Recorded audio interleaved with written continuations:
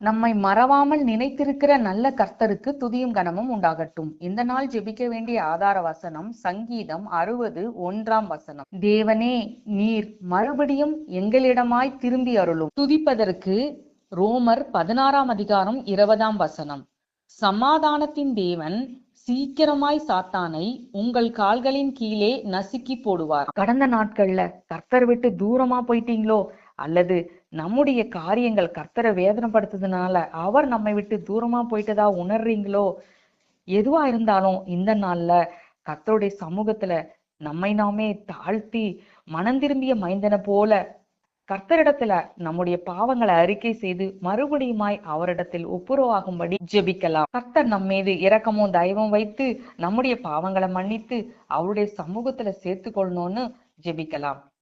நம்மீது இருக்கிற கோவத்தெல்லாம் விட்டு மனம் மாறி கர்த்தர் நம் பக்கமாய் திரும்பும்படிக்கு இந்த நாள்ல கெஞ்சி பிரார்த்திக்கலாம். சத்துருவின் கையில ஒப்பு கொடுக்கப்பட்டு பல வேதனைகளை அனுபவிக்கிறவங்களா நீங்க இருந்தாலும் இந்த நாள்ல உங்களை தாழ்த்தி கர்த்தரிடத்தில் கெஞ்சும் பொழுது நிச்சயமாகவே கர்த்தர் உங்கள் பட்சமாய் திரும்பி உங்களுக்காக செயல்படுவார் என்று விசுவாசித்து கர்த்தரை நோக்கி ஜெபிக்கலாமா? துதிக்க வேண்டியது சமாதானத்தின் தேவன் மனுக்குலம் சமாதானமாய் இருப்பதற்காகவே இப்பூமிக்கு வந்தார். நாம் சமாதானமாய் வாழ வேண்டும் என்பதே தேவனுடைய விருப்பமாய் இருக்கிறது.